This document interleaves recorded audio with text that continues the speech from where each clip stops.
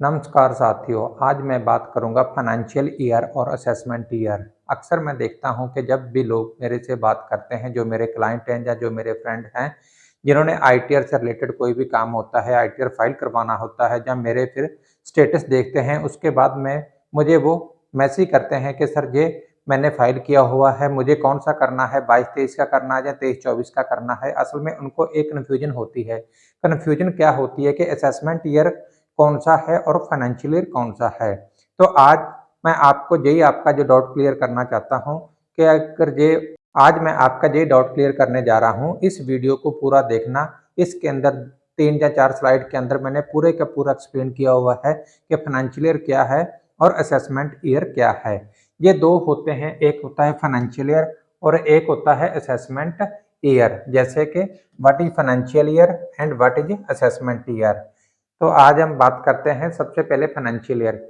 वित्तीय वर्ष एक निर्दिष्ट समयावधि होती है जो किसी व्यवसाय या संगठन के आर्थिक क्रियाकलाप को मापने के लिए योग प्रयोग की जाती है। ये वर्ष आमतौर पर 1 अप्रैल से शुरू होता है और 31 मार्च को समाप्त हो जाता है।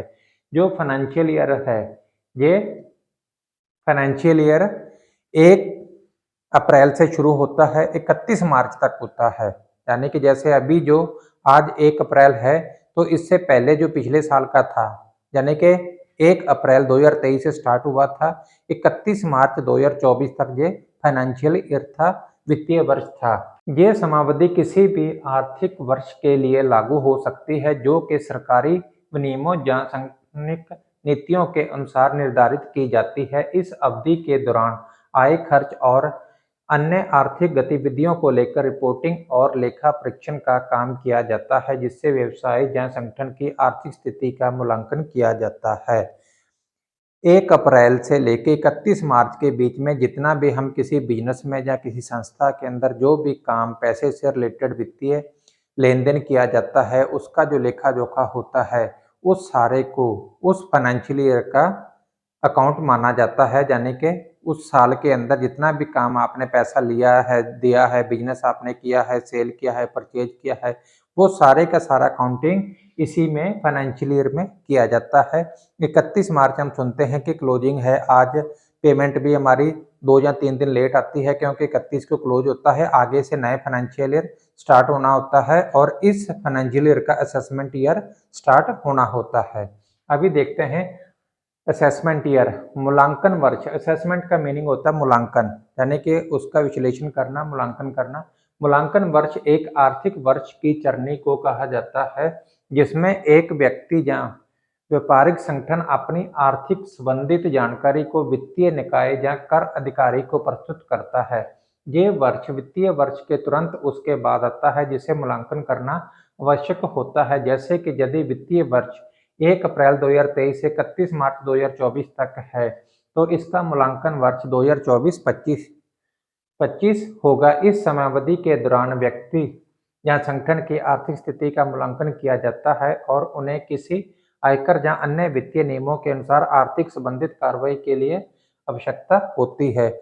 जो साल फाइनेंशियल ईयर जो खत्म होता है, उसका जितना भी हिसाब किताब होता है, उससे जो हमें इनकम हुई, उससे संबंधित जानकारी हमें इनकम टैक्स डिपार्टमेंट को देनी होती है। जो अपना एओ होता है, असेसमेंट ऑफिसर होता है, उसको देनी होती है, ताकि वो अगले असेसमेंट ईयर के अंदर जो हमारा फाइनेंशियल ईयर था, उसका असेसमेंट ईयर के अंदर उसका हमें टैक्स जो पे करना है, या हमारे से जो टैक्स लिया जाएगा, जो हमारे ऊपर टैक्स लागू किया जाएगा, जो नोटिस दिया जाएगा, वो सारा काम असेसमेंट ईयर के अंदर होता है। असेसमेंट ईयर भी 1 साल का होता है, 1 साल की अवधि होती है पूरी, 1 अप्रैल से 31 मार्च तक का, और फाइनेंशियल ईयर की भी 1 अप्रैल से 31 मार्च तक होती है।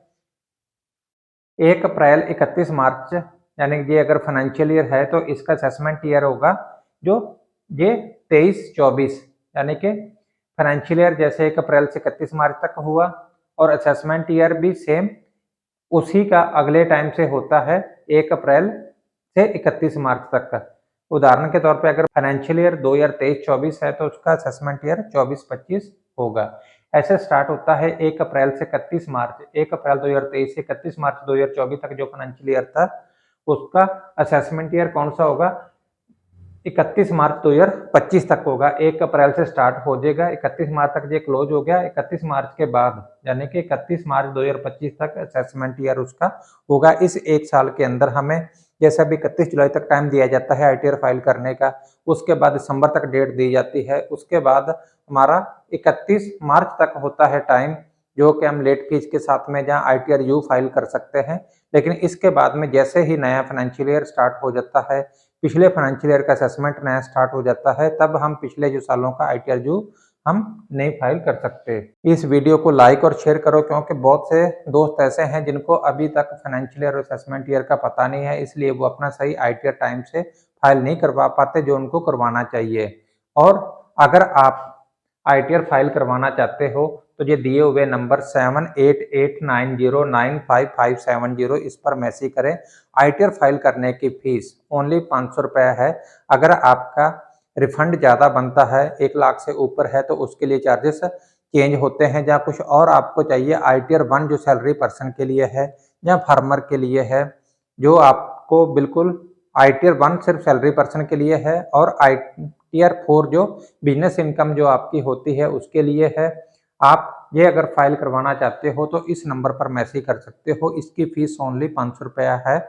आप अपने डॉक्यूमेंट सेंड कर दो। आईटीआर का लिंक एक्टिवेट हो चुका है। नए साल के अभी आईटीआर आज 1 अप्रैल से ही स्टार्ट हो चुके हैं। आप अपना आईटीआर फाइल करवा सकते हो। थैंक यू, धन्यवाद।